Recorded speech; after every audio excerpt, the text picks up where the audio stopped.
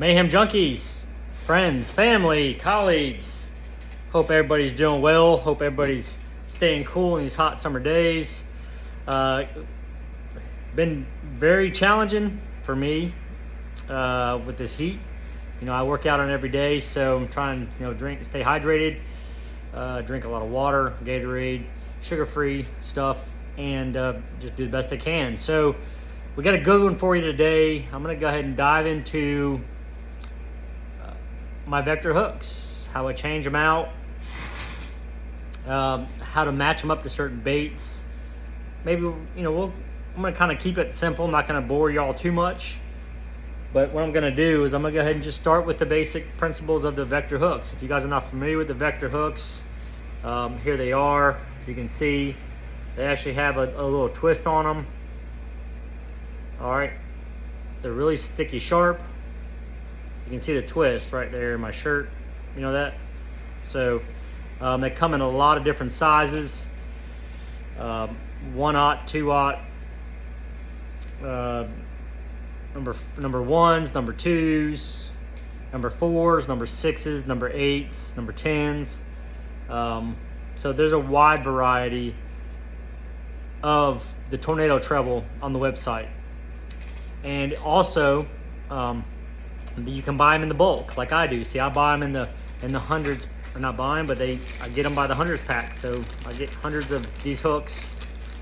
Or you can get them in another 100 pack for the number 8s, or they can come in just if you don't really need a lot of hooks, you just want to buy a couple packages, you can get like the 6 packs right here. They come in nice little packaging. You can hang them on your wall, your tackle room or whatever.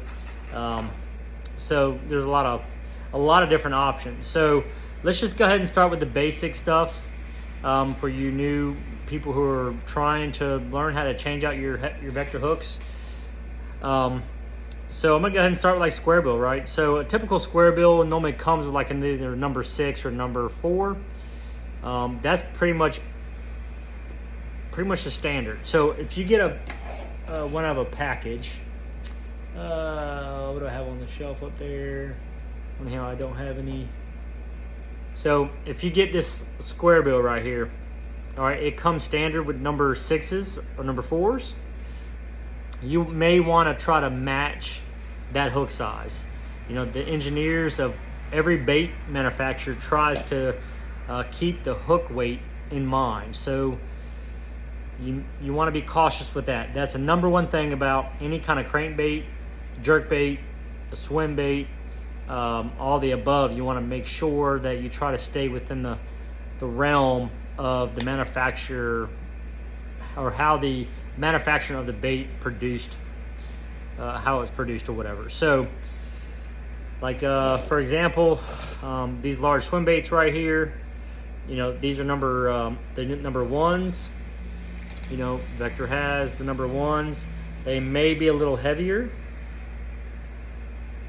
so you may have to maybe either change or alter your O-rings a little bit, or go down to the next size, which is nothing wrong with that. Just that it will maybe affect the action of the bait a little bit, maybe cause it to have a rise to the bait, or a small slight sink to the bait, which is, again, there's nothing wrong with that. It's based off of circumstances. So it's very important. So like, for example, these KVD square bills right here, they do have a number, I think that's a number 2 right there. Okay, to me, these are too big. They get caught on everything, especially if you're in a grass fishery or you're fishing around a lot of wood.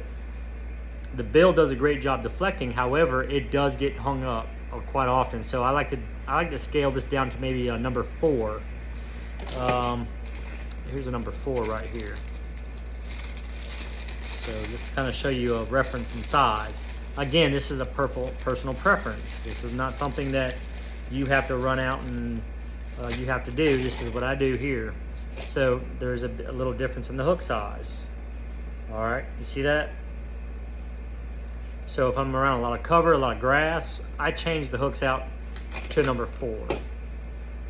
These are decent size hooks. I mean, I don't know if you can see that or not. They're decent size. So getting them in the boat's not a problem. What other one? Oh yeah, too, the jerk baits. You know, a lot of people use a jerk bait. You know, these are the number 8s right here, and these have been changed out.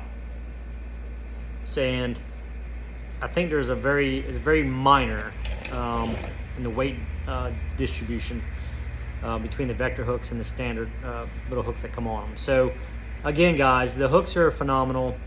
I don't have any issues with them, and I know people have been saying something about the hooks have rusted, or some of the hooks had rusted or whatever.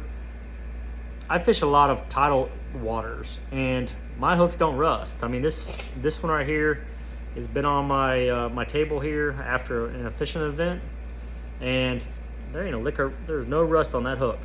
And this came out of straight, almost, I would say 50-50 salt water, no, fresh water, brackish water.